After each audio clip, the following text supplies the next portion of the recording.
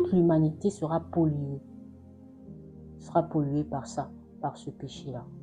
Et ce couple-là donc va pécher et Dieu, il est tellement bon, il est tellement grand, il est tellement sage, il est tellement infiniment grand, au-delà de nos pensées. Et lorsque Adam et Ève vont pécher, qu'est-ce qu'il va faire?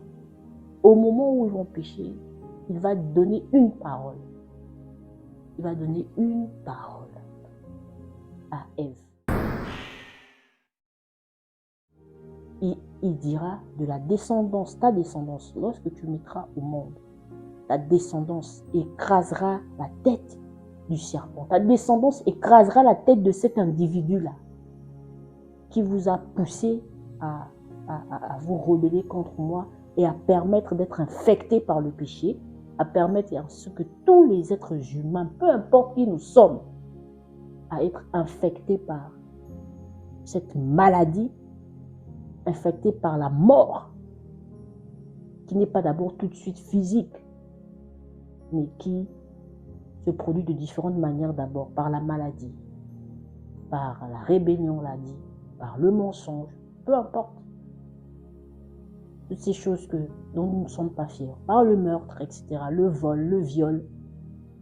Et Dieu va dire que cet individu, même s'il vous mordra le talon, même si dans votre marche, il vous mordra le talon et que vous allez tituber parce que vous ne vous sentez pas bien, on vous a mordu, vous allez reprendre des forces, mais cet individu sera écrasé, anéanti. Et Dieu l'a fait avant que moi je ne vienne au monde, avant que tu ne viennes au monde, avant qu'aucun d'entre nous ne vienne au monde. Dieu avait déjà préparé une solution à ça. Dit. Et cette génération, cet être qui allait naître, c'est Jésus. C'est pourquoi Jésus n'est pas né de l'accouplement entre un homme et une femme. Jésus est né par la puissance de Dieu, qui est venu au moment convenable couvrir Marie et lui permettre d'enfanter. C'est pourquoi Jésus n'est pas seulement un prophète. Il ne peut pas être seulement un prophète, c'est impossible. Il est Dieu. Il est Dieu. Et Jésus est arrivé. C'est pourquoi Jésus est venu sur la terre. La parole de Dieu s'est faite chair, est venue au milieu de nous pour nous sauver, pour me sauver, pour te sauver. Pour que tu sois libre, pour que tu saches d'où tu viens et ce que tu es venu accomplir sur la terre, pour que tu connaisses celui qui t'a créé, celui qui a permis que tu puisses naître au travers de ton père, de ta mère. En réalité, nos parents ne sont pas nos parents. Ils sont simplement un canal par lequel Dieu passe pour que nous puissions naître, que nous puissions le connaître et parler de lui et le manifester. Amen. Donc c'est ce qui se passe. Et ce Jésus-là, au moment convenu par Dieu, va subir des souffrances. Et ces souffrances-là vont commencer pas seulement lorsqu'il sera à la croix, mais même dans sa marche au quotidien au milieu des hommes.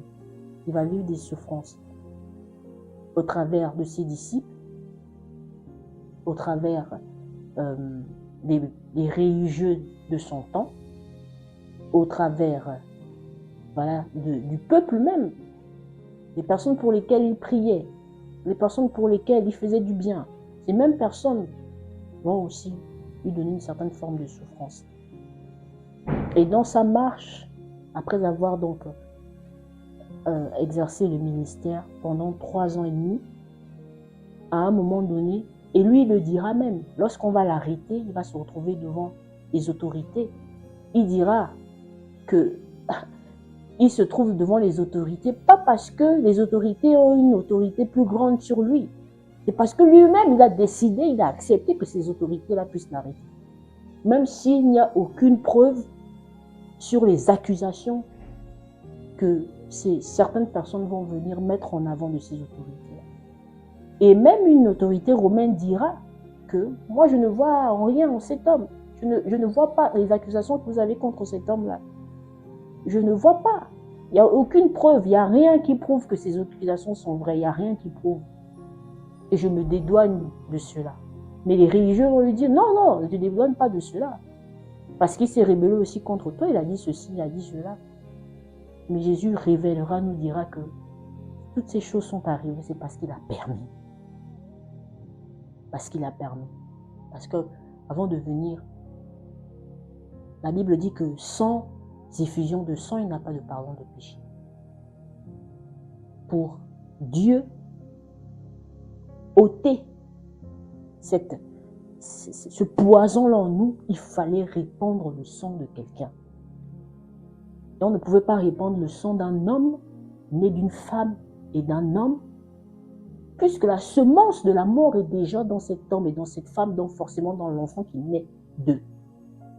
Mais il fallait que Jésus vienne, lui en qui il n'y a point de péché. Lui qui a été tenté comme nous. La Bible dit qu'il n'a jamais péché.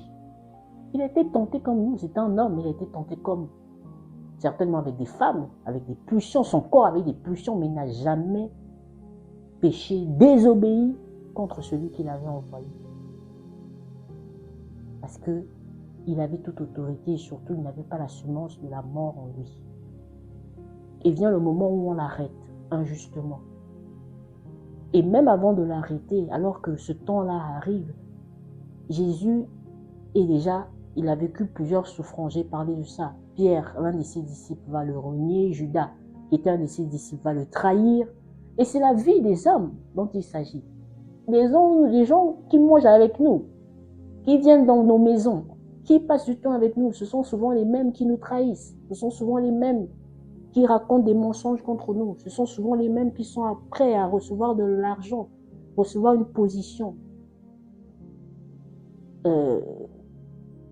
Et ils le font, s'ils peuvent nous écraser, ils n'hésiteront pas. Même s'ils ont un peu de regret, même s'ils se disent « Ah, j'ai quand même bien aimé cette personne. J'aime bien moi, je l'apprécie.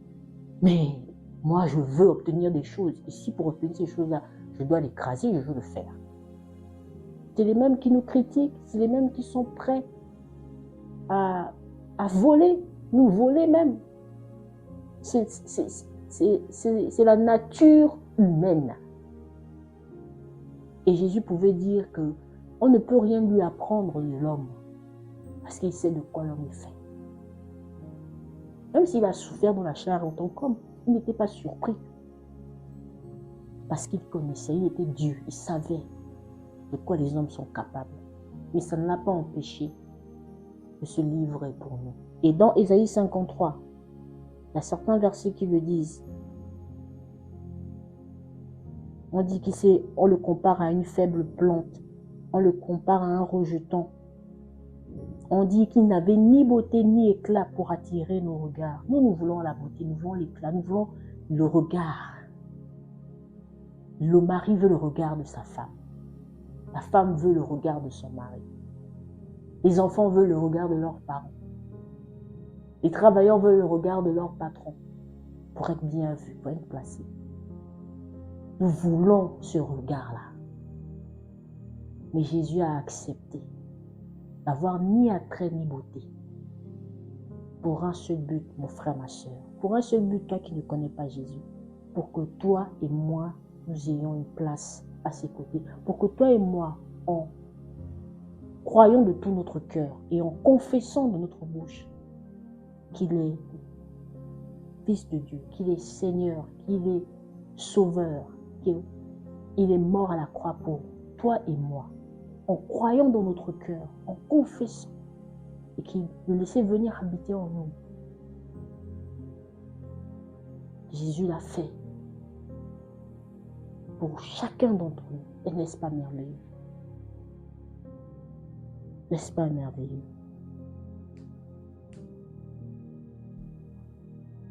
On dit mépriser et abandonner des hommes. Homme de douleur et habitué à la souffrance, semblable à celui dont on détourne le visage. Nous l'avons dédaigné, nous n'avons fait de lui aucun cas. Et on dit cependant, ce ne sont pas ses souffrances qu'il a portées, ce sont nos souffrances, tes souffrances, mes souffrances. Tes douleurs, mes douleurs. passée, présente et future. Et en regardant cela, les hommes se sont dit que c'est Dieu qui l'a puni, que c'est Dieu qui l'a humilié. Mais lui, il nous répond que lui n'avait point de péché. Alors pourquoi subirait-il une forme de punition? Pourquoi subirait-il une forme de souffrance? Lui qui n'a jamais péché, lui qui n'a pas de semence du mal en lui, lui qui n'a jamais regardé une femme et rien que dans ses pensées à désirer cette femme, qui n'était pas la sienne. Lui qui, lorsqu'il voyait quelqu'un dans le besoin, était rempli de compassion. Il voulait aider cette personne. Il n'a pas cherché à prendre le peu que les autres ont, à les écraser. Il pouvait le faire, mais il ne l'a pas fait. À cause de sa pureté, à cause de sa sincérité. Et je vous ai dit tout à l'heure, il est le chemin, la vérité, la vie. À cause de la vérité qui est en lui. Lui, il était blessé pour nos péchés, brisé pour nos iniquités. Le châtiment qui nous donne la paix est tombé sur lui. Et c'est par ses meurtrissures que nous sommes guéris. Nous étions tous errants comme des brebis. Chacun suivait sa propre voie. Aujourd'hui, on le voit, chacun suit sa propre voie. Il suffit de regarder le monde. Chacun suit sa propre voie. Chacun décide. C'est la loi du plus fort. Le plus fort écrase le plus faible. Qui lui demandera des comptes? Tu es chef d'entreprise, tu ne payes pas tes salariés convenablement. Le peu même que tu leur donnes, tu leur prends encore ça. Tu es père de famille, tu ne prends pas soin de tes enfants. Ta femme est obligée de se battre pour que les enfants aient quelque chose à manger, alors que toi, tu peux subvenir à leurs besoins. Et ce n'est pas ta priorité. Tu es jeune entrepreneur, jeune entrepreneuse. Dieu t'a fait grâce avec des idées, avec des opportunités. Et tout ce qui t'intéresse, c'est de faire de l'argent. Et dès qu'un frère s'approche de toi, dès que quelqu'un qui te connaît s'approche de toi, parfois même tu travailles aussi. Tu es à l'église, tu es là. Quand quelqu'un s'approche de toi pour te demander est-ce que tu peux m'aider, je ne dis pas que nos frères et sœurs doivent être dépendants de nous. C'est-à-dire que dès qu'ils nous demandent l'argent, on doit toujours donner. Non, il faut avoir aussi la sagesse. Mais tu as du mal à donner. Toi, ton argent, c'est seulement pour ta famille, ton père, ta mère, ta soeur, ton frère, ceux qui sont en dehors de ton petit cercle là. Personne n'a droit même à 10 dirhams de ta part.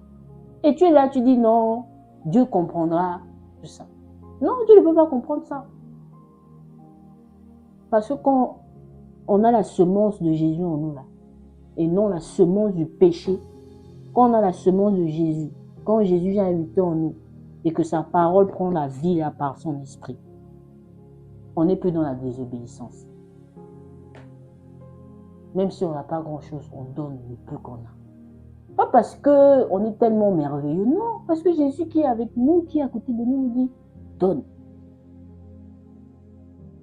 Et lui, derrière, il pourvoit nos besoins. Et toi, tu es là accroché un petit truc pour donner, c'est tout un problème. Dieu veut te délivrer, mon frère, ma soeur. Si tu n'es pas encore mon frère, ma soeur, Dieu veut également te délivrer. Donc je vais lire encore, nous étions tous errants comme des brebis, chacun suivait sa propre voie, je l'ai dit, et l'Éternel a fait retomber sur lui l'iniquité de nous tous. Il a été maltraité et opprimé, il n'a point ouvert la bouche, semblable à un agneau qu'on mène à la bouche. Il n'a point ouvert la bouche, semblable à un agneau qu'on mène à la bouche.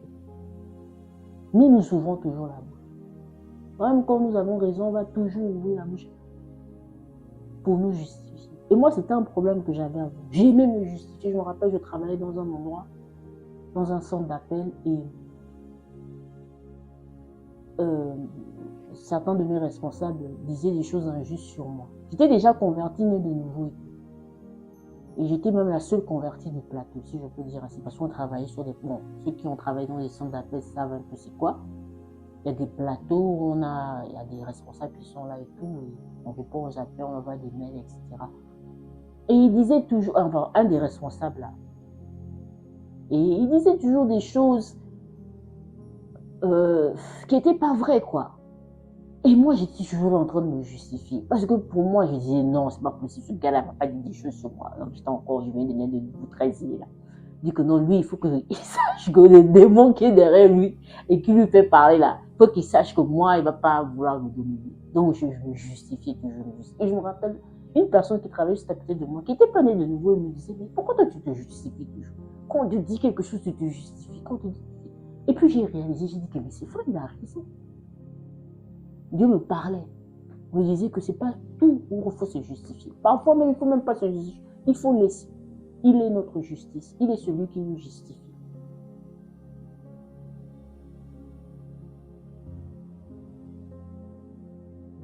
Donc, il n'a pas ouvert la bouche, semblable à un agneau qu'on mène à la bouche.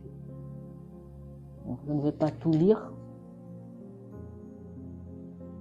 parce qu'il y a encore plusieurs versets. Simplement nous dire, voilà, que Jésus là s'est livré à la croix pour nous. Tout ce qui a été cité dans ce verset, dans ce chapitre d'Ésaïe 53, il s'est donné pour toi, il s'est donné pour moi. Et je l'ai dit, lorsqu'on l'a arrêté, il pouvait, lui-même il l'a dit, il pouvait demander au Père d'envoyer une légion d'anges pour venir agir. Un ange face à un homme ne peut rien face à un ange. Mais il ne l'a pas fait parce qu'il avait un objectif. Et à Gethsémani, là où le jardin où on était venu l'arrêter, il était en train de prier. Il souffrait dans sa chair. Et la Bible décrit que il souffrait tellement que sa sueur est devenue comme des grumeaux de sang. Tellement il souffrait. Pourquoi? Parce qu'il est saint, il est pur. Et il devait se confronter au péché. Il devait prendre le péché, devenir péché. C'est comme quand quelqu'un se porte un vêtement. Là, j'ai une jaquette. Jésus devait prendre cette jaquette du péché-là. Jésus devait accepter cette semence du péché-là. Cette semence de l'iniquité. Il devait accepter ça, porter ça. Et être séparé du Père. Et j'ai pris quelques références ici pour nous rapidement. Dans Matthieu 27, verset 44, on voit ceci dans Luc, chapitre 23, 39 à 40, je ne vais pas lire.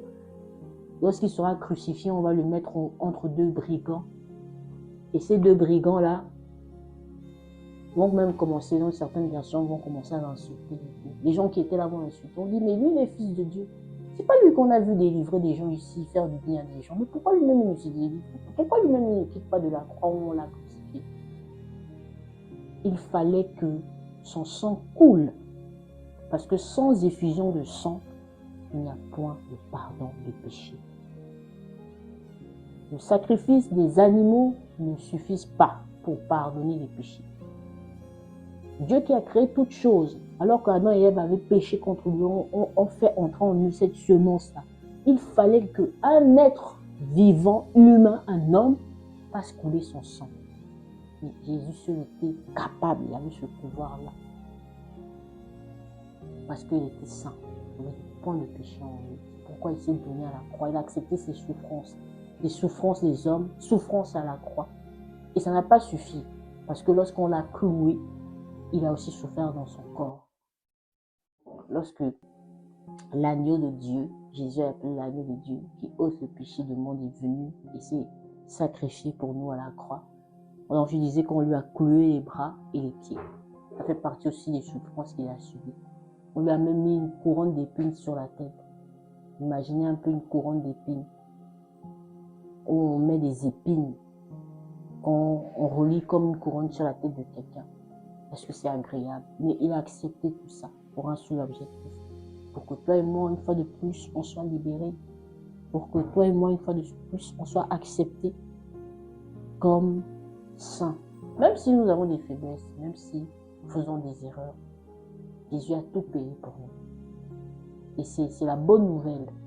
Parce que sans ce sacrifice-là, encore une fois, nous étions tous destinés au jugement de Dieu, mais aussi au rejet de Dieu pour toujours.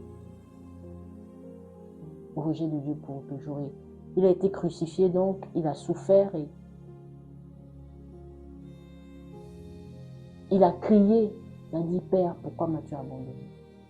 Jésus n'a pas dit, Père, pourquoi tu permets tout ça? Père, pourquoi tu fais pas tomber ta foudre pour que les hommes qui sont là, qui m'insultent, même les brigands qui sont à mes côtés, qui m'insultent, pour qu'ils sachent que je suis ton fils, que tu m'as envoyé. Et il a simplement crié, pourquoi m'as-tu abandonné? Parce qu'à ce moment-là, le péché, cette semence qui était venue dans l'être humain, il a été fait péché. Et Dieu le Père ne supporte pas le péché. Il ne supporte pas tout ce qui est comme rébellion, mensonge, vol. Il a horreur de ces choses parce que ce n'est pas sa nature. C'est la nature d'un individu.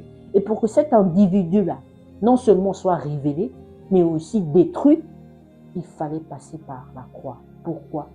Parce que cet individu venait toujours auprès de Dieu et disait, les hommes que tu as créés, voici comment ils sont. Ils sont méchants, ils sont mauvais, ils font du mal.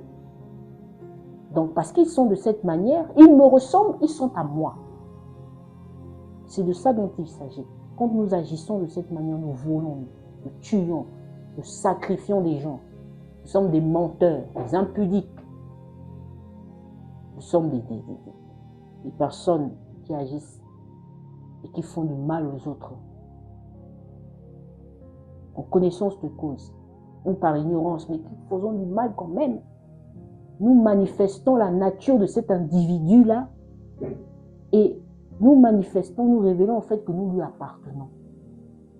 Mais toi et moi, toi qui nous regardes, toi qui écoutes cette vidéo, Dieu te pose la question. Jésus est devant toi. Il te pose la question de savoir.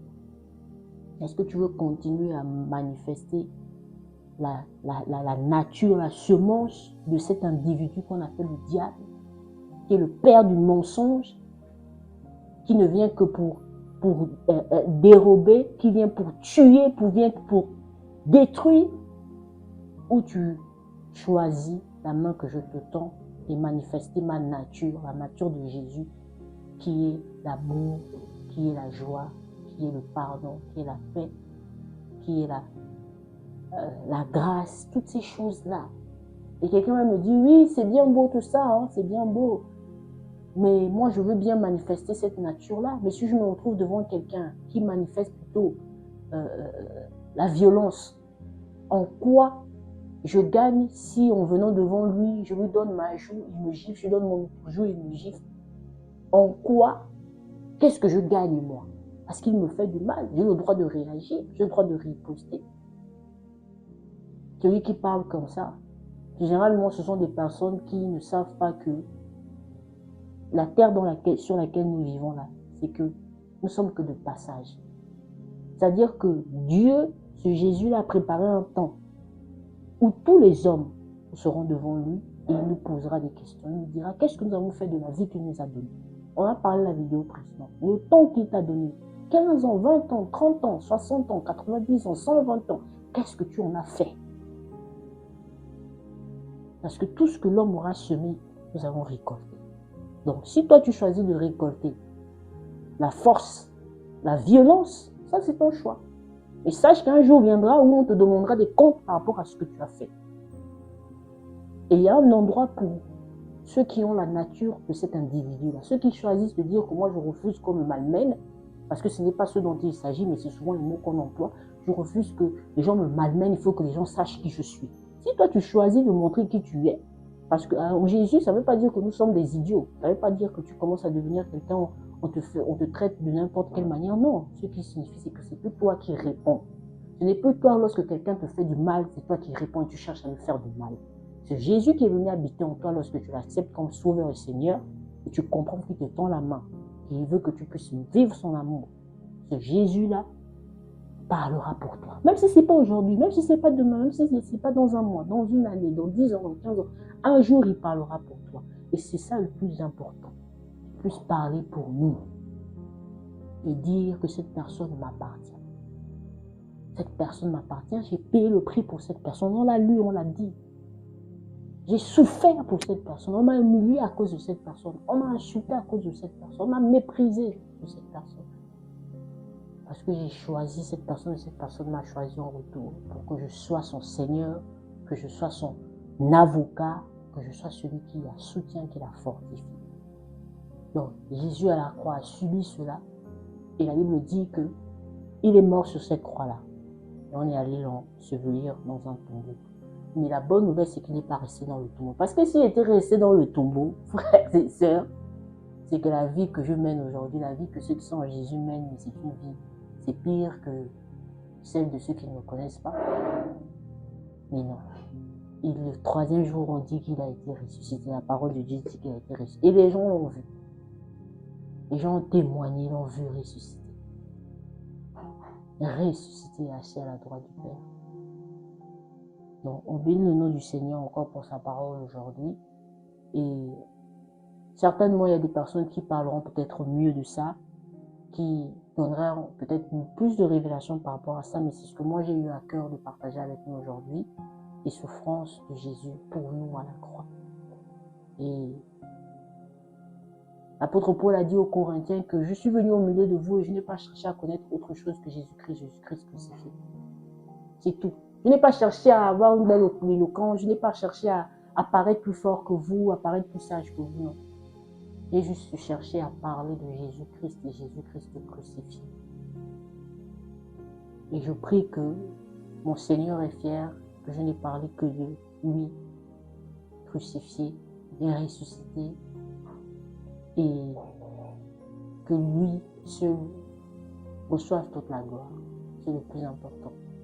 Bon, je nous bénis encore. Je rends grâce à Dieu, encore une fois pour ma sister qui est là, qui m'encourage aussi, qui me motive. Et voilà. Le Seigneur nous bénisse. Si quelqu'un veut accepter le Seigneur Jésus, ouvre ton cœur, appelle-le et il viendra. Soyez bénis, frères et sœurs, et futurs frères et sœurs. Je vous aime, que Dieu vous bénisse.